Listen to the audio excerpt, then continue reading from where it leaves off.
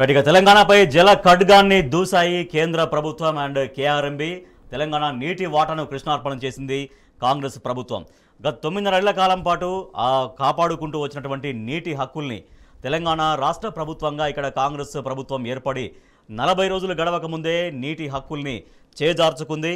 శ్రీశైలం, నాగార్జున సాగర్ ఉమ్మడి ప్రాజెక్టులకు సంబంధించినటువంటి 15 అవుట్లెట్లను కృష్ణా రివర్ మేనేజ్మెంట్ బోర్డుకు అప్పగించేందుకు అటు ఆంధ్రప్రదేశ్ అండ్ తెలంగాణ 2 రాష్ట్రాలు కూడా సమ్మతించాయి. ఈ మేరకు స్వయంగా కేంద్ర ప్రభుత్వం విడుదల చేసినటువంటి జలశక్తి శాఖ విడుదల చేసినటువంటి మినిట్స్లో స్పష్టంగా తేటతెల్లమైంది. సో దీంతో ఇంకా నీటి హక్కుల విషయంలో కావచ్చు, జల విద్యుత్ ఉత్పత్తి సంబంధించినటువంటి అంశాల్లో అనేక ఇబ్బందులు తెలంగాణ రాష్ట్రానికి ఎదురు కాబోతున్నాయంట అటువంటి ఆందోళన వ్యక్తమవుతుంది.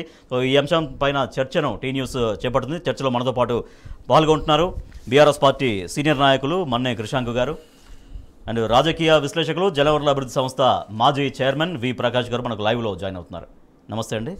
రైట్, కృషాంక్ గారు, తెలంగాణ నీటి వాటాను కృష్ణార్పణం చేస్తూ కాంగ్రెస్ ప్రభుత్వం ముందుకెళ్ళింది. సో కేఆర్ఎంబి పరిధిలోకి కృష్ణా ప్రాజెక్టులు వెళ్ళబోతున్నాయి. సో వాళ్ళ బీఆర్ఎస్ పార్టీ ఆందోళన వ్యక్తం చేస్తున్నట్టుగా కమింగ్ డేస్లో ఇది అమలైతే గనక తెలంగాణ రాష్ట్రానికి, తెలంగాణ ప్రాంతానికి ఇటు నీటి విషయంలో, విద్యుత్ విషయంలో ఎటువంటి కష్టం రాబోతోంది? 2014 కంటే ముందు సమైక్యాంధ్రలో మనకు అన్యాయం జరిగింది అనే లైన్తోని, నీళ్లు నిధులు నియామకాలు ట్యాగ్ లైన్తోని ఉద్యమ నాయకునిగా కేసీఆర్ గారు ప్రత్యేకంగా నీళ్ల విషయం మీద మనం పోరాటం చేయడం జరిగింది. తెలంగాణ రాష్ట్రం ఏర్పడ్డప్పుడు ఇవాళ గమనించాల్సింది ఏంటంటే, ఆ విభజన చట్టానికి ఏదైతుందో దాని మీద రాజముద్ర, పార్లమెంటు ముద్ర కేంద్ర ప్రభుత్వానికి ఉంది. కేంద్ర ప్రభుత్వం తన బాధ్యతను విస్మరించి ఎప్పటికప్పుడు తాత్సారం చేసుకుంటూ వాళ్ళ వర్షన్ ఎంతసేపు ఏంటిది, ఆంధ్రప్రదేశ్ తెలంగాణ తేల్చుకోవాలి, ఆంధ్రప్రదేశ్ తెలంగాణ తేల్చుకోవాలి అని ప్రతిసారి ఇదే వాదన. కేసీఆర్ గారు కానివ్వండి, మొత్తం క్యాబినెట్ బృందంలో ఎప్పటికైనా కూడా కేంద్ర మంత్రులను, ప్రధానమంత్రి గారిని రకరకాలుగా నీటి విషయం మీద ఇటు ఒకవైపు ట్రైబ్యునల్స్ ఏర్పాటు చేసినప్పుడు ఆ ట్రైబ్యునల్స్ని, ఇంకోవైపు సుప్రీంకోర్టుకు పోతే సుప్రీంకోర్టుని, కేంద్ర మంత్రుల దగ్గరకు పోతే జలశక్తి మంత్రి దగ్గరకు పోతేనేమో మీరు సుప్రీంకోర్టులో ఈ కేసు తీసేయండి, మేము దాని మీద తేల్స్తాము అని చెప్పారు. కానీ ఇవాళటి వరకు కూడా తేల్చకుండా దాని మీద మనమేమో పోరాటం చేస్తూ, మీరు గమనిస్తే ఒక ఉదాహరణ చెప్తా. ఇగోండి, ఇది 2020 లెటర్. ఈ 2020 లెటర్ ఎవరు రాసిండ్రు అంటే కేఆర్ఎంబి మెంబర్ హరికేష్ మీనా గారు, special chief secretary water resources department, government of ఆంధ్రప్రదేశ్కి. అంటే ఆంధ్రప్రదేశ్ వాళ్ళు వితౌట్ పర్మిషన్స్, ఎలాంటి సమాచారం లేకుండా, ఇటు ఒకవైపు కేఆర్ఎంబి ఉండి కూడా కేఆర్ఎంబి నుంచి ఎలాంటి సమాచారం లేకుండా వాళ్ళు లిఫ్ట్ ఇరిగేషన్ ప్రాజెక్టు కట్టుకుంటుంటే దీంట్లో చాలా స్పష్టంగా ఉంది, తెలంగాణ ప్రభుత్వం ఫిర్యాదు చేసిన మేరకు, irrigation and department, irrigation water department ఫిర్యాదు మేరకు మేము మీకు హెచ్చరిక చేస్తున్నాము, మీరు ఆ పనులను ఆపివేయాలి on the basis of the complaint of government of Telangana, అంటే కేసీఆర్ గారు ప్రభుత్వం. ఇది ఎందుకు చెప్తున్నా అంటే, అట్లా సేఫ్ గార్డ్ చేసుకుంటూ ఇక్కడ దాకా తీసుకొని వచ్చారు కేసీఆర్ గారు. కేంద్ర ప్రభుత్వం ఏమో మన వాటా తేలుస్తలేదు, దాని మీద ఎలాంటి కొలిక్కి రాకుండా దాన్ని తాత్సారం చేస్తున్నారు. మళ్ళీ సేఫ్ గార్డ్ చేసుకోవాలి, ఇటు ఆంధ్రప్రదేశ్ వాళ్ళు ప్రాజెక్ట్స్ నిర్మాణం చేసుకునే ప్రయత్నం చేస్తుంటే తెలంగాణకు ఇబ్బంది జరుగుతుంది, తెలంగాణ నీటి ఇబ్బంది కానివ్వండి, విద్యుత్ ఇబ్బంది కానివ్వండి, ఇవన్నీ ఇబ్బందులు జరుగుతాయని మనం ఎప్పటికప్పుడు దాని మీద ఫైట్ చేస్తూ వస్తుంటే, ఇవాళ కాంగ్రెస్ ప్రభుత్వం వాళ్ళ నెల రోజులు కూడా పూర్తి కాలేదు. ఇవాళ వాళ్ళు గమనించండి, ఒక ఇర్రేషనల్ స్టేట్మెంటు అమెరికాలో లండన్లో ఇచ్చారు రేవంత్ రెడ్డి గారు. 100 మీటర్లు పాతరేస్తను బీఆర్ఎస్ను అని చెప్పారు.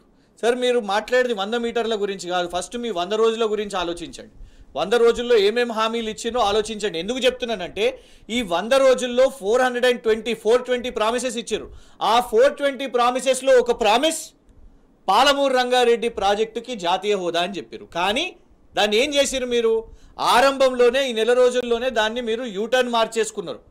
కేంద్ర ప్రభుత్వాన్ని దగ్గరికి ముఖ్యమంత్రి రేవంత్ రెడ్డి గారు, ఇరిగేషన్ శాఖ మంత్రి ఉత్తమ్ కుమార్ రెడ్డి గారు వెళ్ళి జలశక్తి మంత్రి గారిని కలిస్తే మాకు పాలమూరు రంగారెడ్డి జాతీయ ప్రాజెక్ట్ ఇవ్వండి అని అంటే, వారు మేము ఇప్పుడు జాతీయ హోదా ప్రాజెక్టులు ఇస్తలేము అని అంటే వీళ్ళు లింగు అని ఒప్పుకొని వచ్చేసారు. స్టెప్ నెంబర్ 1 అది. నిన్న ఉత్తమ్ కుమార్ రెడ్డి గారు ప్రెస్ మీట్ పెట్టి లేదు మేము ఒప్పుకోలేదు అని అన్నారు. ఒప్పుకోనప్పుడు మరి కేంద్ర ప్రభుత్వం మినిట్స్ ఆఫ్ ద మీటింగ్ ఎట్లా రిలీజ్ చేస్తుంది? ఎట్లా వీళ్ళు ఒప్పుకున్నారు అని ఎట్లా చెప్తుంది? అఫీషియల్ కదా, మామూలుగా కదా రిలీజ్ చేసింది కదా, స్వయంగా కేంద్ర ప్రభుత్వం, కేంద్ర జలశక్తి శాఖ నుంచి వచ్చింది కాబట్టి డెఫినెట్ గా అఫీషియల్ అది. సో మరి దాని మీద కనీసం మీ ప్రొటెస్ట్ ఏంటి చెప్పండి. ఇవాళ హరీష్ రావు గారు దాన్ని బయటపెట్టి దాన్ని ప్రశ్నిస్తే మీరు బీఆర్ఎస్ని అంటున్నారు, కానీ బీఆర్ఎస్ని కాదు మీరు అనాల్సింది కేంద్రంలో ఉన్న భారతీయ జనతా పార్టీని క్వశ్చన్ చేయండి. Call for a protest. BRS as a prime opposition leader ఖచ్చితంగా తెలంగాణ నీళ్ల కోసం, తెలంగాణ జల విద్యుత్ కోసం మీ పక్షాన నిలబడుతుంది. ఎందుకంటే రాజకీయాలు వేరే టైం, కానీ ఉద్యమం వచ్చినప్పుడు ఫస్ట్ నిలబడేది కేసీఆర్ గారి బలగమే. ఖచ్చితంగా నీళ్ల విషయం మీద కొట్లాడతాం. బంధిస్తారా, లేకుంటే నిలదీస్తారా, లేకుంటే ఢిల్లీకి పోతారా, బృందాన్ని తీసుకుపోతారా, అఖిలపక్షం అంటారా, ఏమన్నానండి, స్పెషల్ సెషన్ పెడతారా, కానీ ఇంత ఇంపార్టెంట్ విషయాన్ని మీరు సరెండర్ అయిపోయి వాళ్ళు ఒక ఆరోపణ చేస్తుంటే మినిట్స్ ఆఫ్ ద మీటింగ్లో మీరు ఒప్పుకున్నారు అని అంటే మీరు సైలెంట్గా ఉంటే దీని నిదర్శన ఏంటిది? రేపు తెలంగాణ ప్రజలు ఖచ్చితంగా వాళ్ళ వాటాని కోల్పోబోతున్నారు అనేది కాంగ్రెస్ ప్రభుత్వం తెలుసుకోవాల్సిన అవసరం ఉంది. రైట్ ప్రకాష్ గారు, బీఆర్ఎస్ గవర్నమెంట్లో గత 9 సంవత్సరాల కాలం నుంచి కేంద్రము కేఆర్ఎంబీ ఎంత ప్రెజర్ చేసినా కూడా ముందు కృష్ణా జలాల వాటా తేల్చండి అంటూ నీటి హక్కుల కోసం వాయిస్ వినిపించింది బీఆర్ఎస్ గవర్నమెంట్. కానీ ఇవాళ ఆ ప్రయత్నాలన్నీ కూడా బ్రేక్ అయ్యే విధంగా వ్యవహరించినటువంటి తీరు, కాంగ్రెస్ ప్రభుత్వం వివరించిన తీరు రేపొద్దున ఎటువంటి ఎఫెక్ట్ చూపించబోతుంది, ఏ ఏరియాల్లో ఈ ప్రభావం అనేది ఎక్కువగా కనిపించబోతోంది? రాజేష్ గారు, తెలంగాణ ఉద్యమం ప్రారంభమైంది నీళ్లు నిధులు నియామకాలు అనే ట్యాగ్ లైన్. ఇంకా స్పష్టంగా చెప్పాలంటే తెలంగాణలో వేలాది మంది రైతులు ప్రతి సంవత్సరం ఆత్మహత్యలు చేసుకుంటా ఉంటే దానికి కారణం భూగర్భ జలాలు అడగంటిపోవడం, బోర్ల కోసం చేసిన అప్పులు తీర్చలేని పరిస్థితుల్లో పెరుగన్నంలో పురుగు మందు కలుపుకొని చనిపోయిన పరిస్థితులన్నీ దృష్టిలో పెట్టుకొని కేసీఆర్ గారు, మేము, జయశంకర్ గారు అందరం కూడా తెలంగాణ వస్తే తప్ప ఈ నీళ్ల కోస తప్పదు అని చెప్పి నీళ్ల కోసమే తెలంగాణ ఉద్యమం ప్రారంభమైందనే విషయం మీ ద్వారా మరొకసారి నేను తెలంగాణ ప్రజలకు గుర్తు చేస్తా ఉన్నా. ఎప్పుడైతే తెలంగాణ రాష్ట్రం ఏర్పడ్డదో, అంటే వాస్తవంగా చెప్పాలంటే ఈ సమైక్య రాష్ట్రంలోనే తెలంగాణ నీటి కోసం మొదలైంది. ఆ నీటి కోస 50 ఏళ్ళ పైన 57 సంవత్సరాలు పాత ప్రాజెక్టులు శిథిలమైపోయినాయి, కొత్త ప్రాజెక్టులు కట్టలేదు. ఆ ఉన్న ప్రాజెక్టుల నీళ్లను కూడా ఆంధ్రకు మలుపుకపోతా ఉంటే చోద్యం చూస్తూ కూర్చున్నారు. రాజశేఖర రెడ్డి లాంటి వాళ్ళు పోతిరెడ్డిపాడు ద్వారా కృష్ణా నదినే మళ్లించుకుపోతున్నా కూడా చూసుకుంటూ కూర్చున్నారు. సో కాంగ్రెస్ పాలనలో తెలంగాణకు అన్యాయం జరిగింది, దానికోసమే సరిదిద్దుకోవడానికి రాష్ట్ర విభజన కోసం సిద్ధమైనమని తెలిసి కూడా ఇవాళ మళ్ళీ కాంగ్రెస్ చేతిలోనే ఈ పాలన పెట్టారు తెలంగాణ ప్రజలు. ముఖ్యంగా మహబూబ్ నగర్, నల్గొండ, ఖమ్మం ఈ 3 జిల్లాలు పూర్తిగా కృష్ణా జలాల మీదనే ఆధారపడి ఉన్న జిల్లాలు. రంగారెడ్డి జిల్లా కూడా హైదరాబాద్ తాగునీటి సమస్య, పరిశ్రమలకు కూడా కృష్ణా జలాలే దిక్కు. ఈ హైదరాబాద్ నుంచి ఖమ్మం దాకా టోటల్గా ఒక పక్కనంతా కృష్ణా బేసిన్ ఉన్నది. ఈ తెలిసి కూడా ఈ జిల్లాలలో మహబూబ్ నగర్లో 11 మందిని కాంగ్రెస్ గెలిపించారు, నల్గొండ జిల్లాలో 12 మందిని గెలిపించారు, ఖమ్మంలో 9 మందిని గెలిపించారు. ఇప్పుడు ఈ ప్రాంతాలే ఇవాళ ఈ కాంగ్రెస్ తీసుకునే నిర్ణయాలకు బలైపోబోతున్నాయి. అంటే తెలంగాణ ప్రజలు ఒకసారి గమనించాలని వాళ్ళకి ఇది గుర్తు చేస్తున్నా నేను. మీరు ఏ నమ్మకంతోనైతే కాంగ్రెస్ అప్పగించారు పరిపాలనను, ఆ కాంగ్రెస్ ఇవాళ నాగార్జున సాగర్ శ్రీశైలం ప్రాజెక్టులను కృష్ణా బోర్డుకు అప్పచెప్తా ఉన్నది. మళ్ళీ మీ జిల్లా మంత్రి ఉత్తమ్ కుమార్ రెడ్డి గారు ఇవాళ భారీ నీటిపారుదల శాఖ మంత్రిగా ఉండి కూడా దీన్ని ఆపలేని పరిస్థితి. అంటే ఇవాళ కాంగ్రెస్ తెలంగాణ ప్రజల ప్రయోజనాల కోసం లేదు, ఇది కేవలం కేంద్ర ప్రభుత్వంతో కుమ్మక్కైన ఆంధ్ర సర్కార్కే ఇవాళ మళ్ళీ ఊడిగం చేయబోతున్నది. ఉద్యమ సమయంలో కూడా మనం చూసాం, ఈ కేఆర్ఎంబి ఏర్పడడానికంటే ముందు కూడా బచావత్ ట్రిబ్యునల్లో తెలంగాణకు జరిగిన అన్యాయాలను సరిదిద్దాలని, మళ్ళీ తెలంగాణ వాటా తేల్చాలని చెప్పి తెలంగాణ వచ్చినప్పటి నుంచి కూడా కేసీఆర్ గారు ఆయన ఢిల్లీలో కానీ హైదరాబాద్లో కానీ అనేక సార్లు ఈ విషయాన్ని చెప్పారు. కొత్త ట్రిబ్యునల్ వేయమన్నారు. ఇందాక ప్రశాంత్ గారు చెప్పినట్టుగా ట్రిబ్యునల్ను వేయమని అంటే మీరు విత్డ్రా చేసుకోండి పిటిషన్ అన్నారు. సుప్రీంకోర్టులో మనం పిటిషన్ విత్డ్రా చేసుకున్న తర్వాత మొన్న అక్టోబర్ 6న టర్మ్స్ ఆఫ్ రెఫరెన్స్ కింద మళ్ళీ బ్రజేష్ కుమార్ ట్రిబ్యునల్కు ఎక్స్టెన్షన్ చేసి వాళ్ళని విచారించమని చెప్పారు. ఇంతవరకు అది విచారణ మొదలే కాలేదు. 9.5 ఏళ్ళు చోద్యం చూస్తూ కూర్చున్నది. ఇద్దరి మధ్య తగాదా పెడుతూ ఈ బీజేపీ ప్రభుత్వం. ఇప్పుడు ఏంటంటే అక్కడ జగన్ కేంద్రంలో బీజేపీ, వైఎస్ఆర్సీపీ జగన్, అక్కడ కేంద్రంలో ఉన్న మోడీ ప్రభుత్వం. ఈ రెండు కూడా ఒక్కటే. ఈ రెండు కూడా కేఆర్ఎంబికి గతంలో ఇచ్చిన ఇన్స్ట్రక్షన్స్, తెర వెనుక ఇన్స్ట్రక్షన్లు చూసినట్టయితే రాయలసీమ ఎత్తిపోతల పథకాన్ని ఆపొద్దు. ఎన్జిటి చాలా సీరియస్ గా కేఆర్ఎంబిని ఆక్షేపించింది. మీరు వెళ్ళి విజిట్ చేయండి, పనులు ఆపించండి అని చెప్పినా కూడా వాళ్ళు రానియలేదు, వీళ్ళు పోలేదు. అల్టిమేట్ గా ఇప్పటికి కూడా మొన్న ఎలక్షన్ టైంలో కూడా అక్కడ రాయలసీమ ఎత్తిపోతల పనులు జరుగుతూనే ఉన్నాయి. అంటే ఈ రెండు కూడా మన కేఆర్ఎంబి కానీ, బీజేపీ కానీ, ఆంధ్ర సర్కార్ కానీ వీళ్ళంతా తెలంగాణ ప్రయోజనాలను హరిస్తూ ఉంటే ఈ కాంగ్రెస్ ప్రభుత్వం చోద్యం చూస్తూ కూర్చున్నది.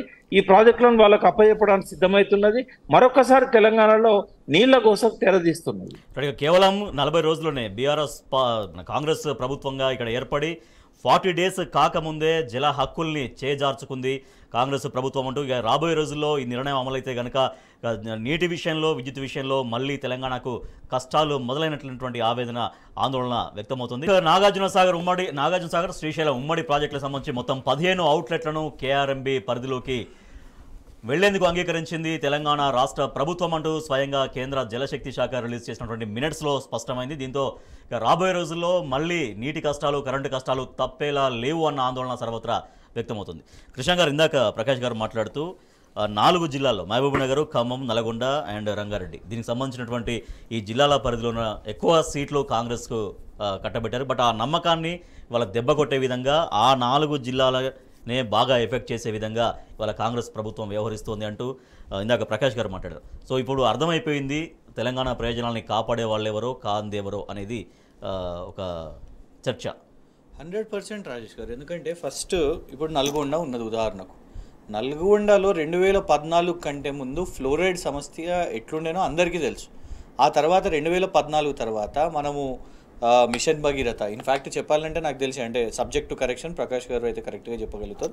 మిషన్ భగీరథ ఫస్ట్ పైలాను స్టార్ట్ చేసింది నాకు తెలిసి నల్గొండ వైపు నుంచే స్టార్ట్ చేశారు డ్రింకింగ్ వాటర్ కోసం, మునుగోడు. సో అట్లా అంటే దాన్ని అంత ఇంపాక్ట్ఫుల్గా తీసుకున్నారు కాబట్టి క్రమక్రమంగా మీరు గమనిస్తే ఫ్లోరోసిస్ ఎఫెక్ట్ తగ్గింది. లిటరలీ ఒకప్పుడు ఎన్ని గ్రామాలలో ఉంటుండేనో అట్లాంటిది కేంద్ర ప్రభుత్వమే ఫిగర్స్ కూడా ఇచ్చింది. 0 అసలు తెలంగాణలో ఫ్లోరోసిస్ లేని సిచ్యువేషన్ దాకా తీసుకొని వచ్చింది. ఒకవైపు ఫ్లోరోసిస్కి నల్గొండ ఎగ్జాంపుల్ అయితే, మీకు వలసలకు మహబూబ్ నగర్, పాలమూరు ఎగ్జాంపుల్. నీళ్లు లేక, వ్యవసాయం చేయలేక వలసెళ్ళిపోయిన పరిస్థితి. ప్రముఖ హిందూ జర్నలిస్ట్ అనుకుంటా సాయినాథ్ గారు ఒక చాలా ఆర్టికల్ ఫేమస్గా స్టడీ చేసి రీసెర్చ్ చేసి రాసిరు. ఎట్లా పాలమూరు నుంచి బాంబే బస్ ఎక్కిపోతుంటే వాళ్ళందరితో మాట్లాడి అట్లాంటి సిచ్యువేషన్ నుంచి నీళ్లు అడ్రస్ చేసుకున్నాం మనం. పాలమూరు రంగారెడ్డి ప్రాజెక్టు మనకు ₹1 ఇవ్వలేదు. గతంలో 2014 కంటే ముందు సోనియా గాంధీ గారు, రాహుల్ గాంధీ గారు వచ్చి హామీ ఇచ్చిపోయారు, మేము చేస్తాము, మేము పాలమూరు రంగారెడ్డి. ఏది వాళ్ళ యూపీఏ అధికారంలో ఉన్నప్పుడు, వాళ్ళతో కాలేదు. మళ్ళా తర్వాత మోదీ గారు వచ్చిర్రు, కిషన్ రెడ్డి గారు అప్పుడు రాష్ట్ర అధ్యక్షుడు ఉంటే మేనిఫెస్టోలో పెట్టిర్రు, బీజేపీ చేయలేదు. వీళ్ళిద్దరిని కూడా నమ్మి వీళ్ళు చేసేటట్లు లేరని కేసీఆర్ గారే సెల్ఫ్ సఫిషియెంట్ ఫండింగ్తో రాష్ట్ర ప్రభుత్వమే రకరకాల సంస్థల నుంచి మనం అప్పులు తీసుకొని వచ్చి మనం ఒక ప్రాజెక్టు నిర్మాణం చేస్తున్నాం. ఇవాళ చూస్తున్నాం, మీరు రానున్న రోజులు అనకండి, కరెంటు కష్టాలు ఆల్రెడీ మొదలైనవి రాజేష్ గారు. ఆఫ్ కోర్స్ గ్రామాల్లోనే కాదు, హైదరాబాద్లో అఫీషియలీ 2 గంటలు మేము కరెంటు తీస్తున్నాము, మీరు వేసవి కాలం ఇప్పటి నుంచి అడ్జస్ట్ చేసుకోండి అని చెప్తూనే అది అఫీషియల్ ఫిగర్ స్టేట్మెంట్ వాళ్ళు చేస్తున్నారు. కానీ వాస్తవానికి ఏంటంటే 3 గంటలు 4 గంటలు ఆల్రెడీ కరెంటు పోతున్న పరిస్థితి పట్టణాల్లో, గ్రామాల్లో ఇట్లాంటి పరిస్థితి అవుతుంది. సో ఖచ్చితంగా వీళ్ళను నమ్మి ఓటేసిన ఇటు మహబూబ్ నగర్ కానివ్వండి, ఖమ్మం కానివ్వండి, నల్గొండ కానివ్వండి, ఇవాళ గమనిస్తున్నారు ఇటు కరెంటు కోతలు కానివ్వండి, నీళ్లు కానివ్వండి, వీళ్ళ వాయిస్. దీన్ని మనం రేపు పార్లమెంటే ఆలోచించండి. కేంద్ర ప్రభుత్వము మన వాటా మనకి ఇవ్వకుండా నెల రోజుల్లోనే నేరుగా ఇవాళ మీ ప్రాజెక్ట్స్ అన్ని హ్యాండ్ ఓవర్ చేయండి అని అంటారు, మీకు జాతీయ హోదా ఇవ్వము పోండి అని అంటారు. వీళ్ళేమో వాయిస్ లేవదు. ఎందుకు వీళ్ళకు పార్లమెంట్లో ఎందుకు ఇవ్వాలి చెప్పండి? రేపు కేసీఆర్ గారి బలమే, కేసీఆర్ గారి టీము పార్లమెంట్లో లేకపోతే ఎవరు మాట్లాడాలి చెప్పండి తెలంగాణ అంశాల మీద? ఆ రోజు కేసీఆర్ గారు ఉన్నారు కాబట్టే తెలంగాణ అంశం పార్లమెంట్లో మాట్లాడిర్రు. ఆ టైం తీసుకొని ఉపన్యాసం ఇచ్చిరు కాబట్టే దేశవ్యాప్తంగా అన్ని పార్టీస్కి తెలంగాణ రెలెవెన్స్ అవసరం తెలిసింది. కొన్ని పార్టీస్ వచ్చినాయి, కొన్ని పార్టీస్ రాకపోతే కేసీఆర్ గారు ఒప్పించి తీసుకొని వచ్చిర్రు. పార్లమెంటు ద్వారా మనం తెలంగాణ రాష్ట్రాన్ని సాధించుకున్నాం. సో అక్కడికి అయిపోలేదు. ఇవాళ తెలంగాణ హక్కులు రావాలంటే రేపు పార్లమెంట్లో ఉదాహరణ చెప్తా మీకు. అధిర్ రంజన్ చౌదరి గారని లోక్సభ ఫ్లోర్ లీడర్ ఉన్నారు, కాంగ్రెస్ ఫ్లోర్ లీడర్. వారు లేచి గౌరవనీయులు మన రాష్ట్రపతి గారు ద్రౌపది ముర్ము గారిని అందరి ముందు, ఈ దేశం ముందు ఆమె రాష్ట్రపతి కాదు రాష్ట్రపత్ని అని అంటాడు. అనగానే బీజేపీ వాళ్ళకు దొరికింది కదా మోకా అని మొత్తం సెషన్ అంతా రప్చరిగా ఇదే.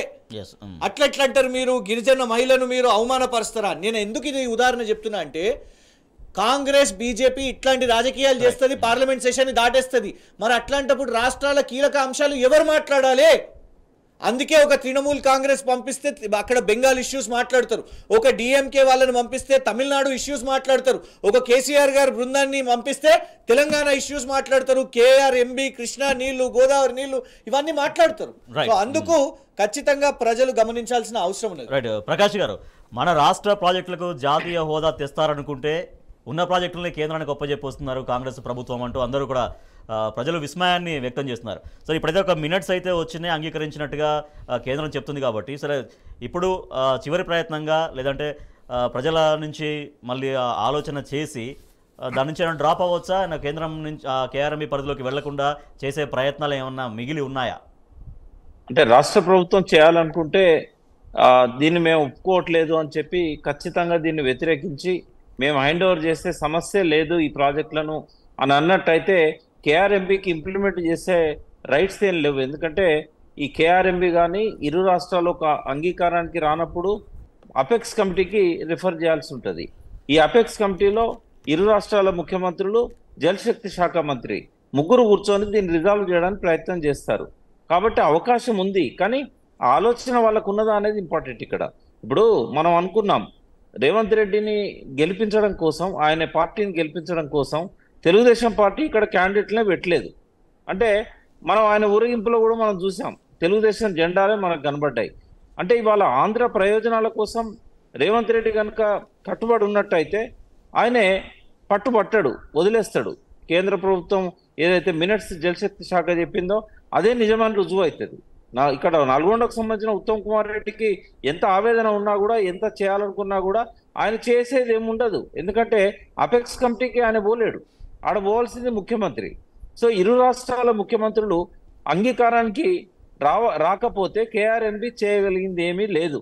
ముందుగా చేయాల్సింది ఏంటంటే వెంటనే లేఖ రాయాలి కేఆర్ఎంబీకి, మేము ఎట్టి పరిస్థితుల్లో ఈ ప్రాజెక్టులను మీకు అప్పచెప్పేది లేదు, ఫస్ట్ పాయింట్.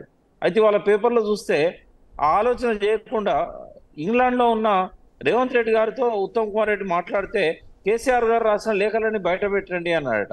కేసీఆర్ గారు రాసిన లేఖలు ఏందో రేవంత్ రెడ్డి గారు తెలుసా? ఆయన ప్రతిసారి ఓపెన్గా చెప్పాడు ఏంటంటే మా వాటా తేల్చకుండా కేఆర్ఎంబీకి మేము ఒక్క ప్రాజెక్ట్ కూడా అప్పగించేది లేదు అని చెప్పి. అంటే అంత స్పష్టంగా లెటర్ల ద్వారా, వ్యక్తిగతంగా మీడియా ద్వారా, అపెక్స్ కమిటీ మీటింగ్లో కుండబద్దలు కొట్టినట్టుగా కేసీఆర్ చెప్తే లేఖలు బయట పెట్టండి అని ఇంకేదో బట్టగాల్చి మీదేసే ప్రయత్నం రేవంత్ రెడ్డి చేస్తున్నాడు తప్ప మీరు కేఆర్ఎంబీకి ప్రాజెక్టులు ఇచ్చేది లేదని చెప్పి లేఖ రాయండి అని చెప్పి ఆయన సెక్రటరీకి చెప్పట్లేదు. రాహుల్ బొజ్జా గారి వాళ్ళ సెక్రటరీ ఉన్నారు, వారికి ఇన్స్ట్రక్షన్స్ ఇవ్వాల్సి ఉండే. వెంటనే మీరు దాన్ని తిరస్కరించండి. రజత్ కుమార్ గారు మన దగ్గర ఉన్నప్పుడు చూసాం మనం, ఆయనే వాకౌట్ చేసి కూడా వచ్చాడు కేఆర్ఎంబీ మీటింగ్స్. ఆయన ఖచ్చితంగా నిర్ద్వందంగా ఖండించాడు, ఈ ప్రాజెక్టులను మీకు అప్పచెప్పేది లేనే లేదని చెప్పాడు. ఆ రకమైన ఇండిపెండెన్స్ అనేది కేసీఆర్ గారు ఆ రోజు ప్రిన్సిపల్ సెక్రటరీకి ఈఎన్సీలకు ఇచ్చాడు. కానీ ఇక్కడ ఎవరికి ఏ సబ్జెక్ట్ లేదు. ఈఎన్సీలకు, ప్రిన్సిపల్ సెక్రటరీలకు దాని మీద ఇన్స్ట్రక్షన్స్ ఉన్నాయి. ఉత్తమ్ కుమార్ రెడ్డి ప్రతిదానికి రేవంత్ రెడ్డి గారిని అడగాల్సిన పరిస్థితి, రేవంత్ రెడ్డి గారు ఢిల్లీలో రాహుల్ గాంధీని అడగాల్సిన పరిస్థితి. ఇవాళ తెలుసో తెలియకో తెలంగాణ ప్రజలు చేసిన తప్పుకు శిక్ష అనుభవించే పరిస్థితి వచ్చింది. ఇప్పటికైనా కళ్ళు తెరిచి ప్రజలు డిమాండ్ చేయాల్సిన అవసరం ఉన్నది. మేము మీ మీద నమ్మకంతో మీకు ఓట్లేస్తే మీరు మా ప్రయోజనాలకే గండి కొడతారా అని చెప్పి మహబూబ్ నగర్, నల్గొండ, రంగారెడ్డి, ఖమ్మం ఈ ప్రజలంతా కూడా వాళ్ళు రేపటి నుంచే ఈ కాంగ్రెస్ పార్టీ కార్యాలయాల ముందు, ఎమ్మెల్యేల ఇండ్ల ముందు ధర్నాలకు దిగితే తప్ప ఈ గోస అనేది రైతులకు తప్పదు. రైట్.